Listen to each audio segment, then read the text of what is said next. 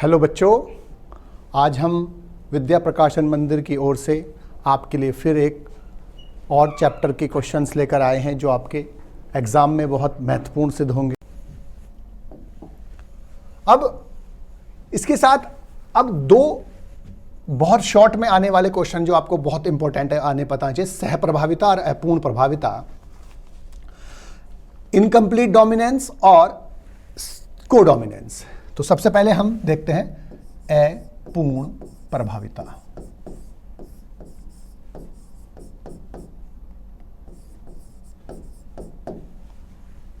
इसे बोलते हैं इनकम्प्लीट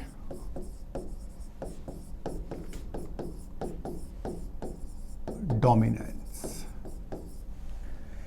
इनकम्प्लीट डोमिनेंस का मतलब क्या है कि जब दो डिफरेंट फॉर्म्स के बीच क्रॉस कराते हैं तो मेंडल के नियम के अनुसार तो इसके गैमेट्स माना हमने कहा राउंड और वाइट, सॉरी रेड और वाइट, रेड फ्लावर प्लांट और वाइट फ्लावर प्लांट, यानी कि रेड और वाइट यानी कि लाल और सफ़ेद पुष्प के बीच जब हम क्रॉस कराते हैं तो इसके गैमेट्स बनेंगे कैपिटल आर, इसके बनेंगे स्मॉल आर, और जो गैमेट्स से फ्यूजन से बनना चाहिए वो बनना चाहिए F1 जनरेशन में रेड बनना चाहिए। लेकिन अपूर्ण प्रभाविता में यहां पर रेड नहीं बनता बल्कि पिंक बनता है, जो इंटरमीडिएट होता है दोनों के। तो अपूर्ण प्रभाविता वह घटना है जिसमें जब दो विपरीत लक्षणों के बीच हम क्रॉस कराते हैं तो F1 पीढ़ी में जो डोमिनेंट ट्रेट होती है, प्रभावी लक्षण होता है, वो अपने आप को पूर्णतः एक्सप्रेस नहीं कर पाता, अर्थात वो अपना प्रभाव पूर्णतः नहीं दिखा पाता है और अपूर्ण रूप से दिखा पाता है। इसलिए दोनों के बीच का करैक्टर पिंक यहां डेवलप हुआ दिखाई देता है, दोनों का मध्यवर्ती यानी कि इंटरमीडिएट करैक्टर डेवलप होता है, इसे हम बोलते हैं अपूर्ण प्रभाविता। और जब इसका हम F1 इंटू F1 करते हैं तो कैपिटल आर स्मॉल आर, तो कैपिटल आर स्मॉल आर, इसे मिराबिलिस जलापा में देखा गया था। स्नैपड्रैगन डॉग फ्लावर होता है, उसमें भी यही होता है कि वहां पर तीन तरह के फ्लावर्स दिखाई देते हैं, रेड, वाइट और पिंक। इसके गैमेट्स बनेंगे कैपिटल आर स्मॉल आर, इसके गैमेट्स बनेंगे कैपिटल आर स्मॉल आर। अब इसका Punnett square, capital R small R, capital R small R, तो capital R capital R, capital R small R, capital R small R, small R small R. तो ये बनेगा red, ये बनेगा pink, ये बनेगा पिंक और ये बनेगा वाइट। तो यहां पर रेड, पिंक और वाइट का जो रेशो होता है 1:2:1 होता है, 1:2:1 होता है। और हमेशा इसमें जीनोटाइप और फिनोटाइप दोनों रेशो समान होते हैं, जीनोटाइप और फिनोटाइप पर जो अनुपात होते हैं वो समान होते हैं। और जो दूसरा है वो है सह प्रभाविता।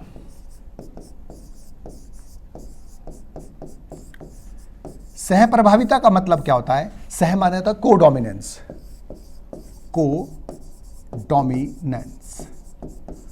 को माने साथ साथ और डोमिनेंस का मतलब प्रभावी।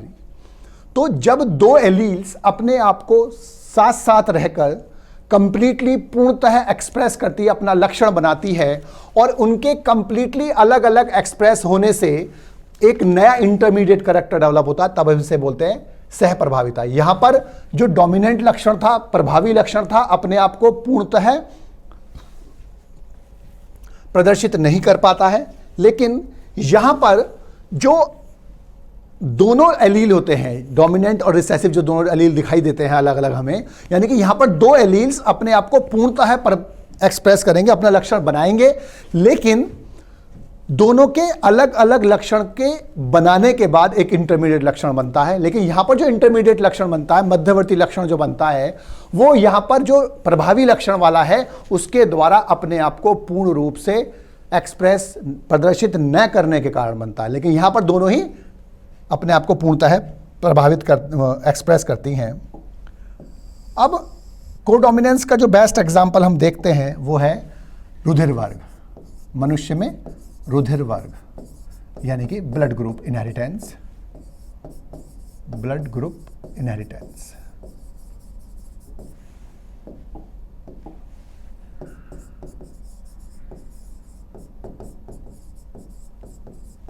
अब देखिए, मनुष्य में जो रुधिर वर्ग होते हैं वो प्रभाविता के यानी कि डोमिनेंस के, कोडोमिनेंस यानी कि सहप्रभाविता के, और बहु एलिज्म यानी कि मल्टीपल एलिज्म, तीनों के एग्जाम्पल होते हैं।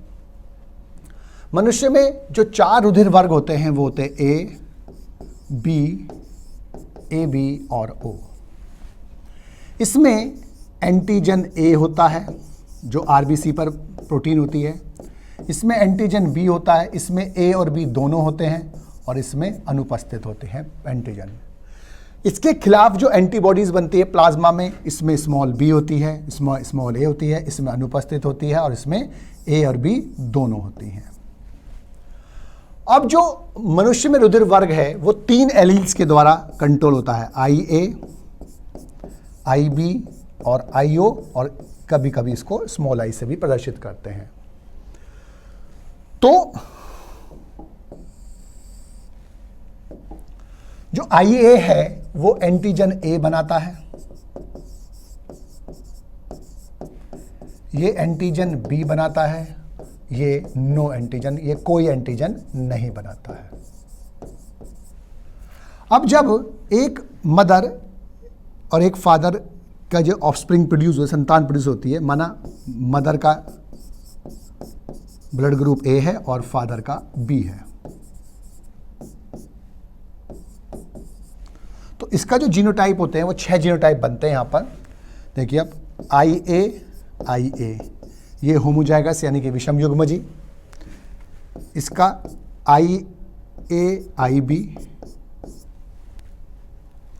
ये दोनों A के लिए होते हैं, फिर IB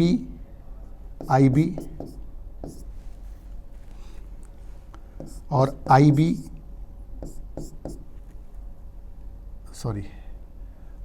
IO था ये, और IO ये ब्लड ग्रुप B के लिए, और IAIB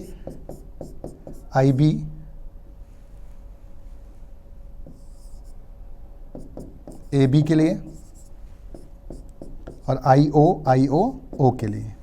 तो ये दोनों जी टाइप A बनाते हैं, ये दोनों जी टाइप B बनाते हैं, ये A B बनाता है और ये O बनाता है। तो अगर हम इसको IAIB लिखें, इसको ब्लैक में कैपिटल में लिख सकते हैं, और इसको हम A होगा इसका,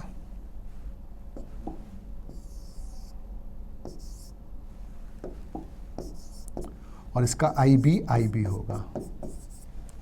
तो इसके गैमेट्स बनेंगे IA, इसके गैमेट्स बनेंगे IB, और जब इनका पुनिट स्क्वायर होगा तो IA, IB, तो ये हो गया IAIB, ये हो गया IAIB,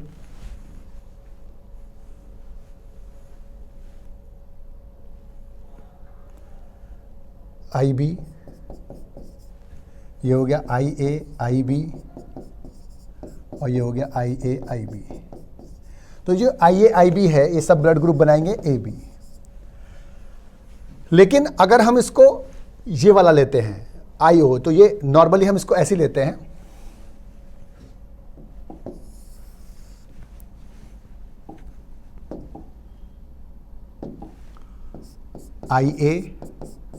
IO और IB, IO। इसके गैमेट्स बनेंगे IO, इसके गैमेट्स बनेंगे IO,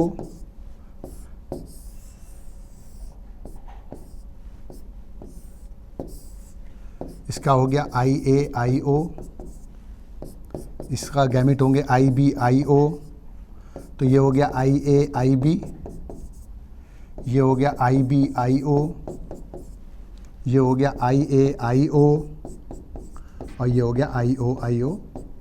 तो ये O बनेगा, ये A बनेगा, ये B बनेगा, और ये AB बनेगा। तो इस वाली कंडीशन में जो IAIB है इसने एंटीजन A बनाया और इसने एंटीजन B बनाया, और दोनों ने अपने आप को पूर्ण रूप से प्रदर्शित किया, कंप्लीटली एक्सप्रेस किया, और इनके बनने के बाद एक intermediate character blood group B A B बना। तो ये है कोडोमिनेंस का एग्जांपल, जहां पर दोनों एलील अपने आप को कंप्लीटली प्रदर्शित करते हैं, एक्सप्रेस करते हैं। इसके बाद जो हमको नेक्स्ट टॉपिक पढ़ना है वो है लिंग सहलग्न लक्षणों की वंशागति। लिंग संलग्न वंशागति का मतलब क्या है कि वे लक्षण जिनकी जीन्स लिंग गुणसूत्रों पर निर्भर होती है उसे हम बोलते हैं लिंग संलग्न वंशागति। और यानी कि ऐसी जीन्स को हम बोलते हैं लिंग संलग्न जीन्स, और ऐसे लक्षण बोलते हैं लिंग संलग्न लक्षण, और उनकी जो वंशागति कहते हैं लिंग संलग्न वंशागति कहलाती है। अब जो ह्यूमंस में और अन्य अधिकांश जंतुओं में दो तरह के क्रोमोसोम्स होते हैं, एक होते हैं ऑटोसोम्स और ये होते हैं सेक्स क्रोमोसोम्स। ऑटोसोम्स जिनमें सामान्य लक्षण उपस्थित होते हैं, और लिंग गुणसूत्र यानी कि सेक्स क्रोमोसोम जो किसी भी जंतु में, किसी भी जीव में उसका लिंग निर्धारित करता है, वो क्या कहते हैं, सेक्स क्रोमोसोम कहलाते हैं।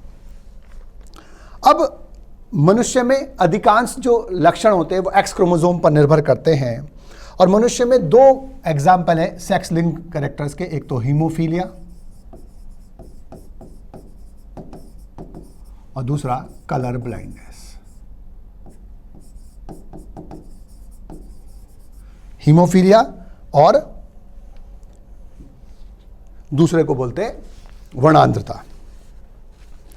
हीमोफीलिया को ब्लीडर डिजीज भी बोलते हैं, क्योंकि सामान्यतः जब किसी व्यक्ति को कोई चोट लगती है तो ब्लड जब बाहर आने लगता है तो 2 से 8 मिनट के अंदर ब्लड क्लॉट हो जाता है, रुधिर आधान, रुधिर की मतलब क्लॉटिंग हो जाती है, एक जेली लाइक सब्सटेंस बन जाता है, और इससे ब्लड का फ्लो जो होता है वो रुक जाता है। लेकिन इस डिजीज में चोट लगने के बाद ब्लड की क्लॉटिंग यानी कि रक्त का थक्का जमने में आधे घंटे से लेकर 24 घंटे तक का वक्त लगता है, इसीलिए ब्लड इतना अधिक बह जाता है कि उसकी मृत्यु तक हो सकती है।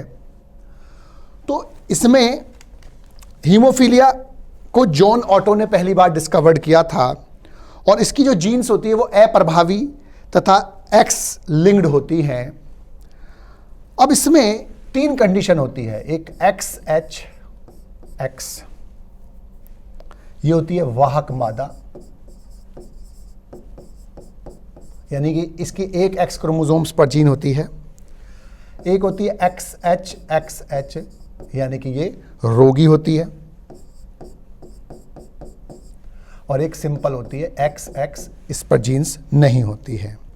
लेकिन ये जो XHXH है, ये रोगी, ये भ्रूणी अवस्था में ही मर जाती है, और जो मेल होता है उसकी जो कंडीशन होती है वो XY सामान्य होता है, XHY रोगी होता है, रोगी नर। तो अब अगर हम एक वाहक मादा, वाहक मदर है और फादर जो है वो रोगी है,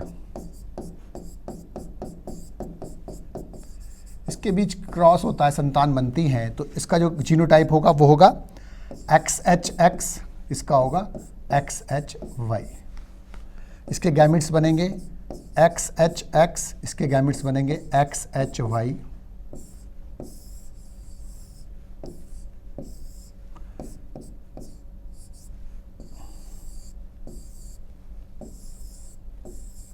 XHX यहाँ पे बनेंगे XHY, ये हो गया XHXH, ये हो गया XHX, ये हो गया XHY, और ये हो गया XY। तो इसका मतलब ये तो हो गया रोगी, ये तो इसकी तो मृत्यु हो जाएगी भ्रूण में ही।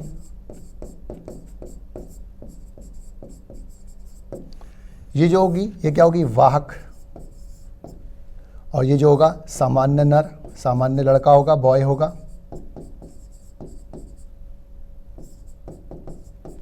और ये जो होगा ये होगा रोगी लड़का, बॉय। अब जो दूसरा है वो होता है वर्णांतरता। वर्णांतरता में जो इसकी खोज की थी, हॉर्नर ने की थी, ये एक एक्स लिंक्ड अप्रभावी जीन है, रोग है, लेकिन इसकी जो जीन्स होती है वो लीथल, घातक नहीं होती है। और सेम कंडीशन होती है इसमें, अगर हम फिर करते हैं वाहक माता और सामान्य पिता।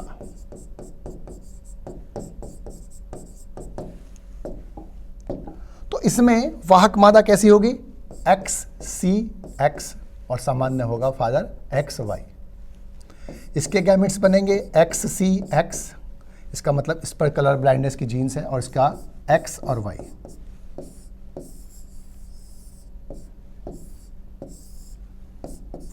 एक्स सी एक्स, एक्स वाई, एक्स सी एक्स, एक्स एक्स, एक्स सी वाई और एक्स वाई।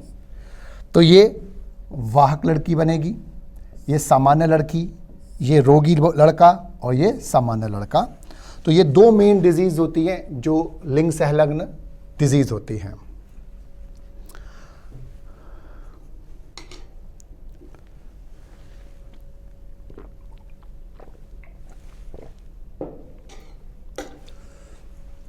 अब इसके बाद जो हमारा नेक्स्ट क्वेश्चन है, मानव में लिंग निर्धारण कैसे होता है। सबसे पहले तो लिंग निर्धारण का मतलब क्या होता है कि जीवन की प्रारंभिक अवस्था में, यानी कि भ्रूणीय अवस्था में, गैस्ट्रुलेशन के दौरान नर तथा मादा सदस्यों में जो अंतर होता है उसको अंतर करना लिंग निर्धारण कहलाता है। और मनुष्य में जो लिंग निर्धारण होता है उसमें जो मेन गुणसूत्र होते हैं वो दो गुणसूत्र होते हैं जिन्हें हम बोलते हैं लिंग गुणसूत्र। तो मनुष्य और अधिकांश जंतुओं में दो प्रकार के क्रोमोसोम होते हैं जिन्हें बोलते हैं हम ऑटोसोम, और दूसरे होते हैं सेक्स क्रोमोसोम।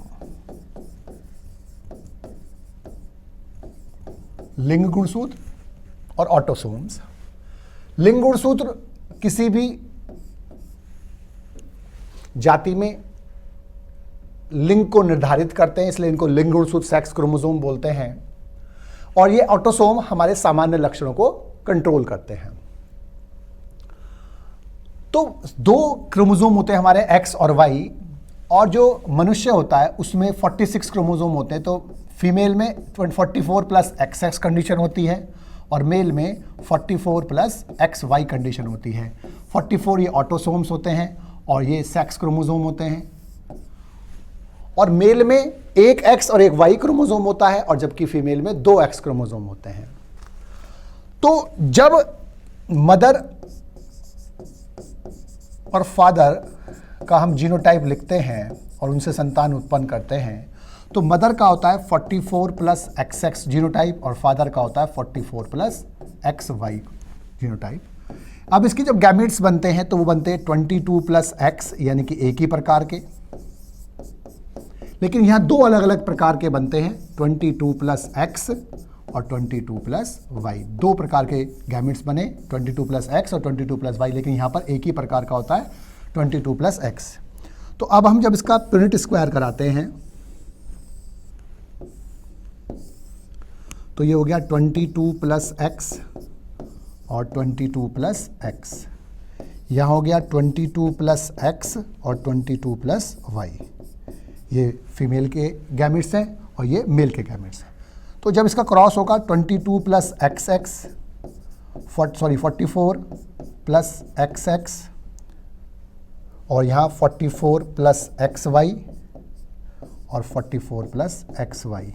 तो ये बनेंगे बॉय, ये बनेंगे गर्ल, और इसमें 50% चांस होता है बॉय और गर्ल्स बनने का। डिपेंड करता है कि जब ये Y वाला गैमेट फ्यूज होता है, यानी कि Y क्रोमोसोम वाला स्पर्म फ्यूज होता है फीमेल के गैमेट से, तो बॉय बनेगा 44 प्लस XY। लेकिन जब ये वाला स्पर्म फ्यूज होगा किसी से भी, तब ये फीमेल बनेगा, यानी कि गर्ल बनेगी।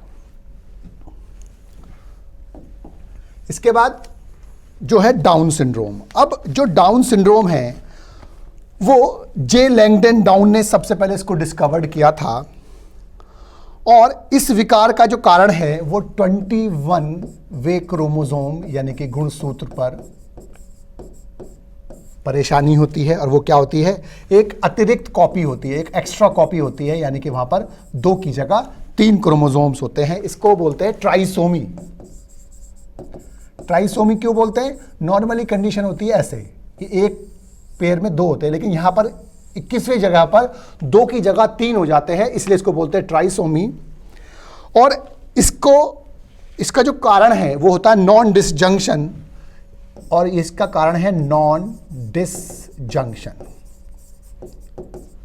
जो विभाजन के समय जब कोशिका विभाजन होता है तो एक जोड़ी क्रोमोसोम पृथक ना होकर एक ही पोल पर चले जाते हैं, जिससे वहां पर 2 क्रोमोसोम बन जाते हैं।